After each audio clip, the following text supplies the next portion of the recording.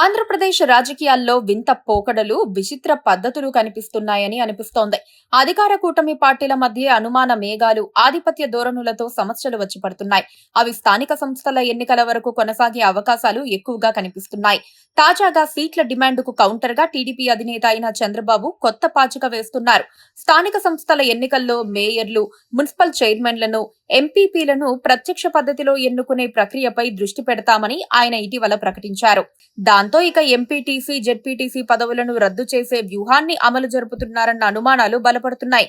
అది కేవలం పవన్ కళ్యాణ్ నేతృత్వ జనసేన డిమాండ్కు కౌంటర్ దెబ్బ అనుకోవాలా, లేక భయపెట్టి దారికి తెచ్చుకోవాలన్న కోరిక చంద్రబాబులో ఉందా అన్నది బాగా ఆలోచించాల్సిన అంశమే అవుతుంది.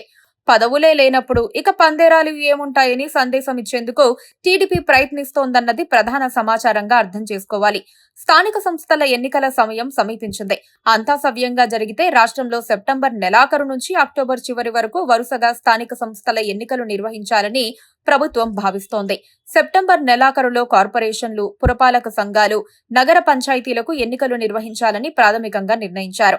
ఆ తర్వాత జెడ్పీటీసీ, ఎంపీటీసీ ఎన్నికలు నిర్వహించాలని భావిస్తున్నారు.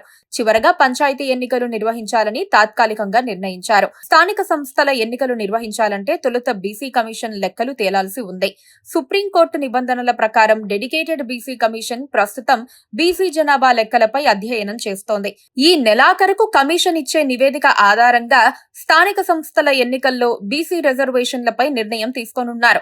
ఆ తర్వాత మాత్రమే స్థానిక సంస్థల ఎన్నికలకు సంబంధించి రాష్ట్ర ప్రభుత్వం, రాష్ట్ర ఎన్నికల కమిషన్ ఒక నిర్ణయానికి రానున్నారు. తెలుగుదేశం గతంలో నగరపాలక సంస్థలు, పురపాలక సంఘాలకు, జిల్లా పరిషత్తులకు ప్రత్యక్ష పద్ధతిలో ఎన్నికలు నిర్వహించింది. మేయర్లు, పురపాలక సంఘాల చైర్మన్లు, జిల్లా పరిషత్ చైర్మన్లను నేరుగా ప్రజల నుంచి ఎన్నుకునే విధంగా అప్పట్లో ఎన్నికలు నిర్వహించారు.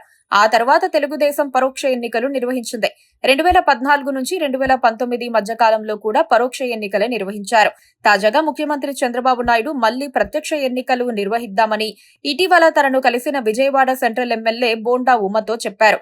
అదే ఇప్పుడు చర్చకు దారితీసింది. చంద్రబాబు మనసులో ఏదో పెట్టుకుని మాట్లాడుతున్నారని మిత్రపక్షాలు అనుమానిస్తున్నాయి. సీట్ల సర్దుబాటు విషయంలో రాజీ కుదరకపోతే ప్రత్యక్ష ఎన్నికలకు వెళ్తారని చెప్పుకుంటున్నారు. టీడీపీ అత్యధిక స్థానాల్లో పోటీ చేయాలని తొలుత ఐడియా ఉంది. నారా లోకేష్ ఇటీవల 80-15-5 ఫార్ములాను తెర మీదకు తెచ్చారు. అంటే 80% స్థానాల్లో టీడీపీ పోటీ చేస్తుందని, 15% స్థానాలతో జనసేన సరిపెట్టుకోవాల్సి ఉంటుందని, మిగిలిన 5% బీజేపీకి కేటాయిస్తామని చెప్పుకొచ్చారు. అయితే అందుకు జనసేన గట్టి కౌంటర్ ఇచ్చింది. తమ బలం బాగా పెరిగిందని, దాని ఆధారంగానే స్థానిక ఎన్నికల్లో పోటీ చేస్తామని నాదెండ్ల మనోహర్ ప్రకటించారు. జనసేన తక్కువలో తక్కువగా 30% స్థానాలు కోరాలని నిర్ణయించినట్లుగా అధినేత పవన్ కళ్యాణ్ కార్యాలయం నుంచి సమాచారం అందుతోంది. ఇలాంటి డిమాండ్లకు కౌంటర్ కొట్టేందుకే చంద్రబాబు ఇప్పుడు ప్రత్యక్ష ఎన్నికల ప్రస్తావన తెస్తున్నట్లుగా భావిస్తున్నారు. అప్పుడు వేలాది ఎంపీటీసీ, జెడ్పీటీసీ పదవులు అవసరం లేక రద్దయిపోతాయి. దీనివల్ల క్షేత్రస్థాయిలో రాజకీయాలపై ఆసక్తి లోపిస్తే జనసేన లాంటి పార్టీలను బలహీనపరిచే వీలుంటుందని టీడీపీ బ్యాచ్ నమ్ముతోంది. చూడాలి మరి ఏం జరుగుతుందో.